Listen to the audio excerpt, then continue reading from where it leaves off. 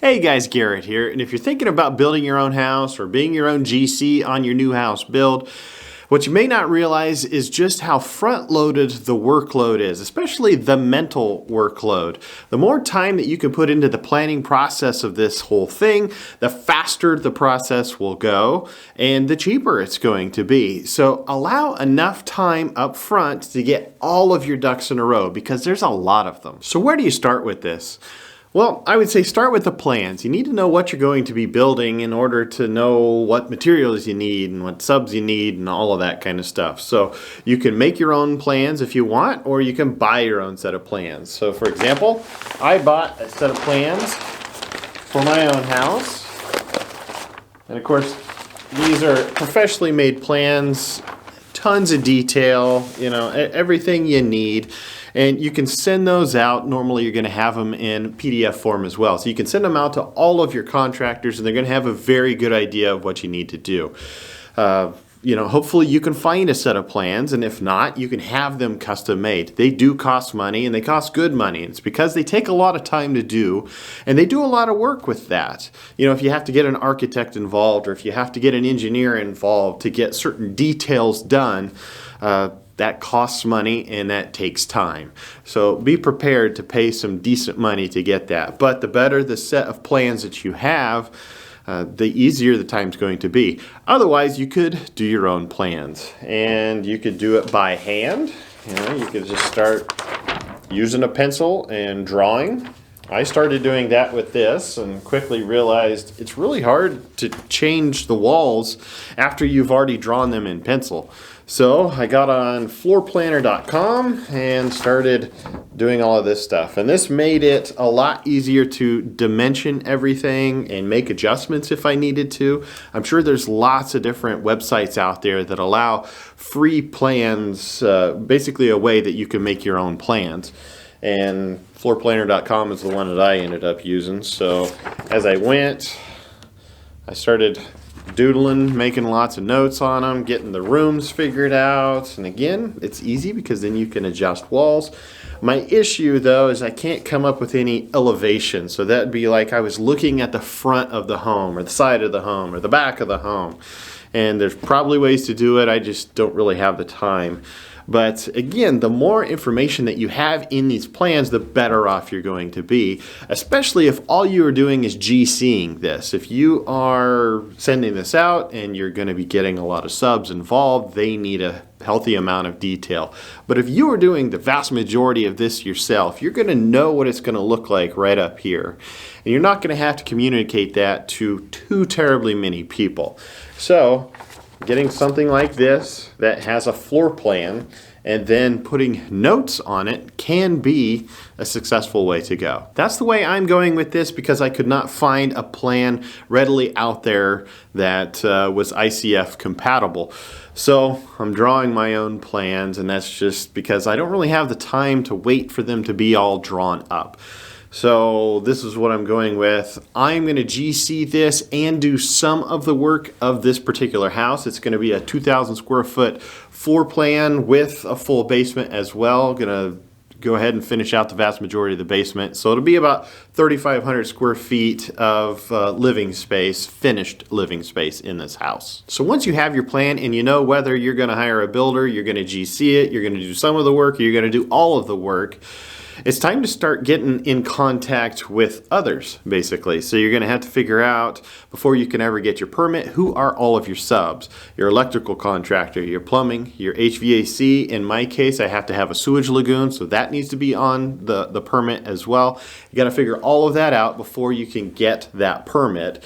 And if it is your own build, a lot of times you can pull your own permit and do your own build, act as your own GC, because it's going to be the owner occupant that is in there.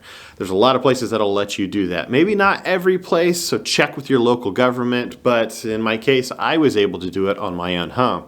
This particular home I'm doing as a spec build, which means that I have to go out and get my general contracting license. But regardless, if you have to get your general contracting license or not, you want to pick up the books that the GCs need to get, because this is where everything, all of your code requirements are going to be. So whatever your local government is under, you need that. Have that manual on hand because it's going to answer a lot of your questions as time goes, whether that's footing details or foundation walls or anything like that. And if there's something that you can't find, ask your local government what the answer is. You know, if I don't know quite how to do something, play dumb, because you probably are, and they'll answer your question. Or reach out to pros. You know, even if you have to pay a little bit of a consulting fee, it's worth every penny to do. Your next step is to figure out all of your supply issues. And so you're going to need tons and tons of stuff. I'm building an ICF house, so I'm going to need ICF block. And I'm trying to work with different manufacturers to figure out who can supply me with those, as well as a timeline as to when they can supply me and a cost of what it's going to be. I'm doing the same thing with all of the lumber, getting a hold of all of the local lumber yards and seeing if their pricing is any better than the big box stores. And a lot of times they're going to be. If you can set up a contractor's account at any of these lumber stores, they'll give you generally contractor preferred pricing, and it's usually, or at least in my case, it's 15 to 20% less than what the box stores are. So there can be a significant amount of savings there. And if you can pick a supplier and get the majority of your stuff from them, they're going to give you an even better deal. So the people that are going to be doing my roof trusses, my floor trusses, they also have lumber and steel and doors and windows and cabinets. You know, the more that I can get, the more that I will save. And also, it's only one phone number that I have to call whenever I need more stuff, and they'll just deliver it right to me. So think about those things. If you can get that contractor pricing, you're going to save a bunch on the back end. I'm not going to say that you need to know every single subcontractor and every single supplier through this entire build all the way up front, but the more that you do know and you have lined out, the better off it's going to be. And realize that prices change over time. You know, just like lumber, it was really expensive earlier this year, and now it's not quite so expensive. So prices will change as well. Keep that in mind whenever you do a budget, and you should do a budget with these. The more detailed your budget can be, the better off you're going to be. At least have a big number in mind. I want to stay under this amount, and then as you're making all of these phone calls, you're basically minusing out what those are going to cost from your big budget number, allowing you to make a budget. And also realize that you need to make a timeline as well. Be very, very realistic with this. You know, builders, I don't know, right now everything's taking 9 to 12 months to be built because it's very, very busy. You may have the same issue if you are the GC getting subs in there. You may have to wait for your subs to finish other jobs before they can be on there. You definitely want to know who your subs are going to be, but you also want to be on top of alerting them as to when they're going to be needed as well. And then realizing there's going to be delays or weather or things like that. So factor that all into your timeline and then add at least 25%. It's going to take longer than you think. And add at least 25% to your budget because it's going to cost more than you think. And then there's going to be times when a subcontractor falls through and you're going to end up doing that job, and you're probably going to take more time to do it. So keep that in mind. This also applies to equipment that you may have to rent.